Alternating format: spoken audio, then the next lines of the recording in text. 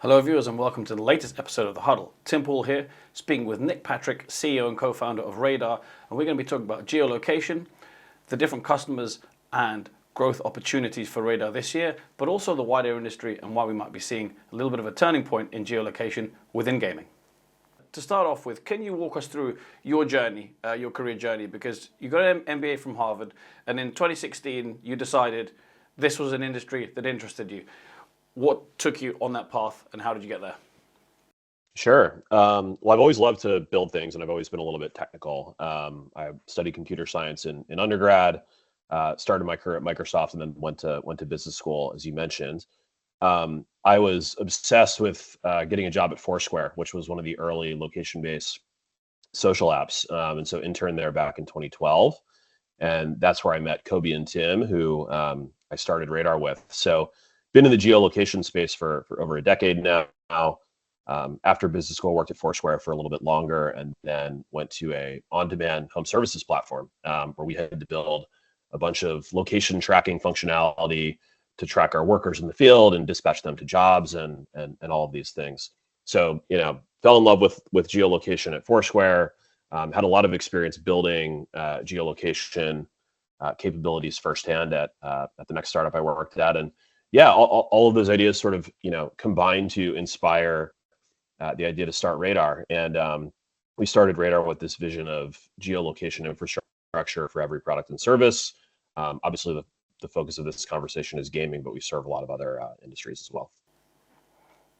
And that's a perfect segue. I was going to ask, because obviously it's a very useful product for this industry in particular, but naturally there's plenty others that does suit. What kind of industries do you guys serve, in addition to and including online gaming?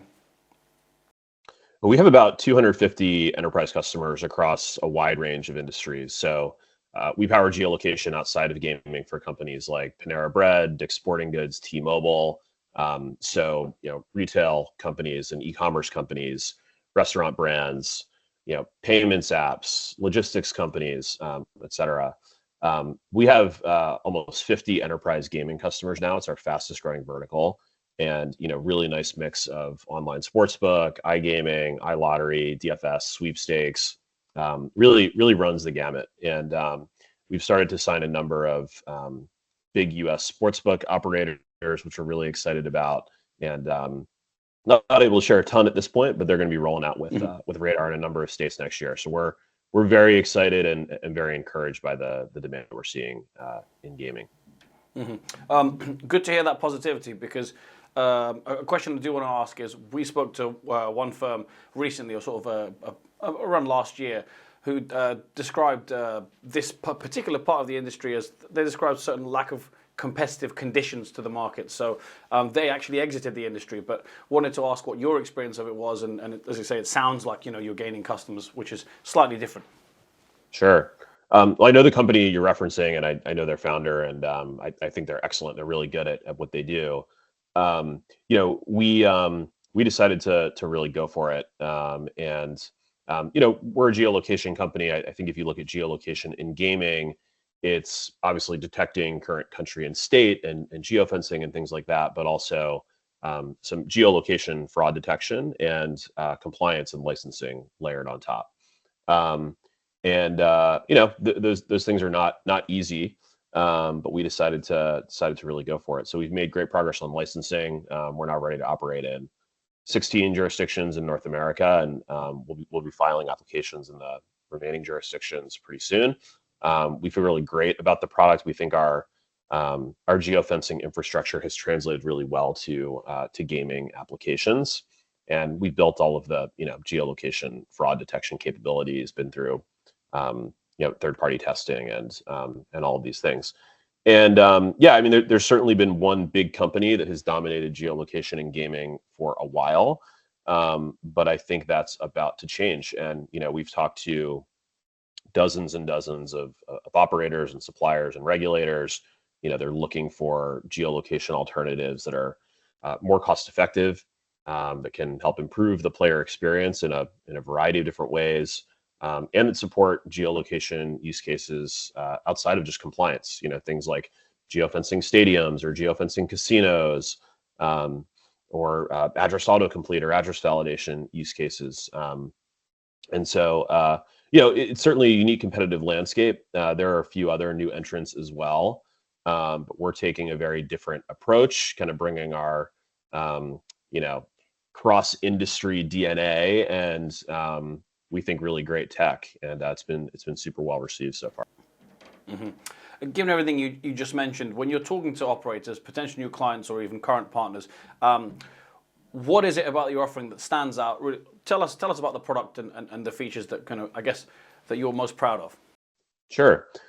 Well, our geolocation compliance offering is an extension of our geofencing platform. So it supports everything you'd expect from a geolocation compliance offering.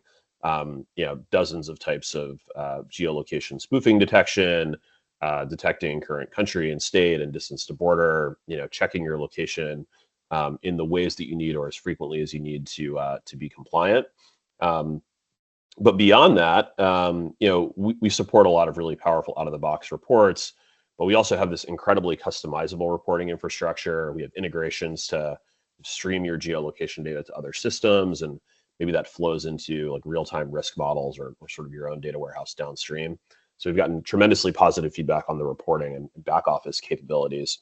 And then, beyond detecting current jurisdiction and distance to border, and are you spoofing your location using a proxy or VPN server, remote desktop, rooting or jailbreaking, things like that. We also make it really easy to create custom or use our out-of-the-box geofences. So if you wanted to geofence a stadium or geofence a casino or geofence a racetrack or something like that, maybe from a risk perspective, you want to understand if people are trying to front run the feed or courtside or whatever, or maybe you just want to engage people with a bonus offer or some sort of live sports betting experience when they're in venue. That's all stuff that we can do. And so we've just received really positive feedback around that. We also price a little bit differently. So we've always priced our geolocation platform not based on the number of geolocation checks that you're performing, which is how most incumbents price.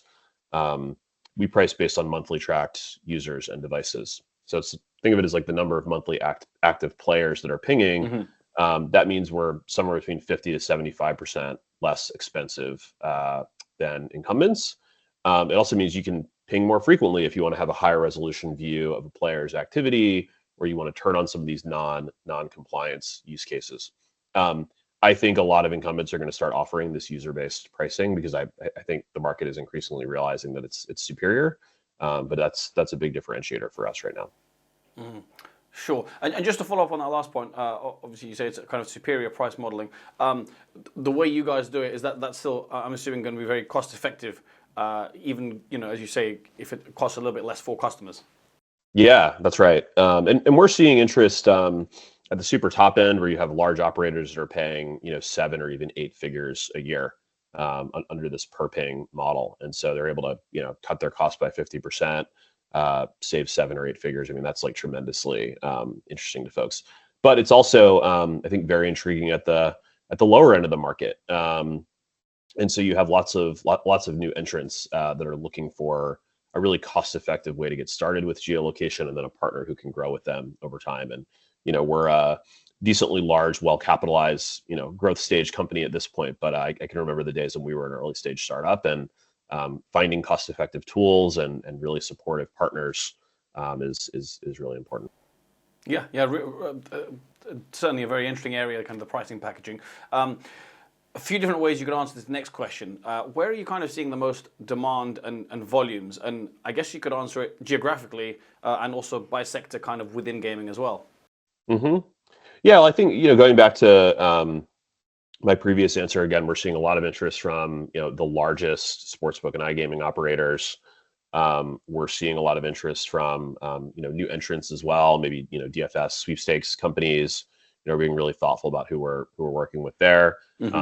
Brazil is coming online, and we've signed a number of operators in Brazil, and so that regulated market goes online January 1st, and so kind of seeing demand everywhere. And again, our vision is to be a geolocation solution for every product and service. And so, whether you're a big operator, small operator, U.S. based or international, we think we've got something for you. And we work with a number of suppliers and have a number of partners as well. So we have supplier customers that are bundling our geolocation offering into their platform. We announced a partnership with LexisNexis Risk Solutions a while back. Just all over the place, really. And one thing that I think is interesting for us as well is we're starting to see a lot of interest outside of the gaming space for some of the functionality that we built for gaming. So some of these geolocation fraud detection capabilities, or more sort of country, state, kind of regional targeting capabilities. We're seeing interest from payments and banking, for example. Some of our logistics customers have challenges with workers on their platform spoofing their location, et cetera. So I think a lot of the stuff that we sort of entered the gaming space and built for the gaming space is going to be super relevant to our non-gaming customers as well. Yeah, interesting to hear that kind of element of cross-selling, because obviously in gaming the main kind of type of cross-selling you're used to is casino to sports to casino. But yeah, interesting to see kind of other kind of areas of overlap. If we were to look at 2025, so you've outlined the growth journey so far. 2016 you started, number of partnerships you just mentioned, kind of key customers you're attracting. For 2025, what are you focusing on? Sure. I think biggest priority in 2025 is just to continue our momentum. And I mentioned we've signed a few large U.S. sportsbook operators, and so going to be supporting successful tests and rollouts for them. We have a pretty strong product vision and a roadmap that we're very excited about, that we're going to be building towards. But we're also very, very customer oriented when it comes to how we build our product, and so really going above and beyond, doing whatever it takes to set them up for success. We're also going to be doing a lot of hiring. We just hired Will Green as our head of gaming operations. He used to work at Bet365 and the AGA, so he's been in the gaming space for over a decade. He's going to be building out compliance, licensing, fraud teams as well. And so whether it's products or licensing or hiring, really everything in service of making these large operator rollouts very, very successful. Mm-hmm. Final question for me is quite a big picture question. So it's interesting to hear what your plans are at Radar. But looking at the sector as a whole, we've mentioned a few different ways that this technology really benefits customers, but it's a challenging area.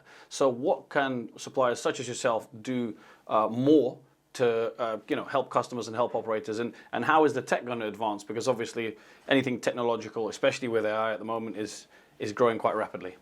Mm-hmm. I think geolocation is very, very underutilized in the gaming space today. I think current solutions are pretty limited. They're really, really expensive, and so the last thing you want to do is pay those existing providers another penny, right? And you're sort of locked into those compliance use cases, and So I think that that's going to change. We have either under contract or active opportunities with 7 of the top 8 U.S. sportsbook operators. I think a lot of them are going to start sending us a lot of traffic and a lot of business in 2025. I think what we're hearing is that the long-term vision from a lot of operators is to have multiple geolocation providers, whether it's in a waterfall or maybe they're using one provider in some jurisdictions, another provider in others. Maybe they're sending 80% of traffic to one and 20% of traffic to another. And I just think that's going to unleash a lot of innovation. It's going to drive down prices to a level that we think is more fair. And I think our philosophy is if we can just get our foot in the door, the product and the team and the ROI will speak for itself. I think once folks have adopted more modern solutions, there's so much innovation that could happen around using geolocation for better player experience. Maybe you're delivering kind of lower latency geolocation checks. Maybe it's more easily to sort of move between states without having to log out and log back in. Maybe you're delivering really engaging on property experiences at stadiums and casinos. I think there's some really interesting geolocation applications from a responsible gaming perspective. Are you sort of setting areas where you want to sort of self restrict or or whatever. So yeah, I think long story short, geolocation is super powerful, but it's underutilized today. I think that's going to change. Well, Nick, thanks very much for your time. It sounds like certainly there's a potential for a bit of a turning point with this kind of sector of the gaming industry. Best of luck with everything you're looking to achieve, and I'm sure we'll catch up probably at ICE in Barcelona as well. Yep, we'll be there. Thanks, Tim. Absolutely. Thanks very much, and to our viewers, thanks as always for watching as well.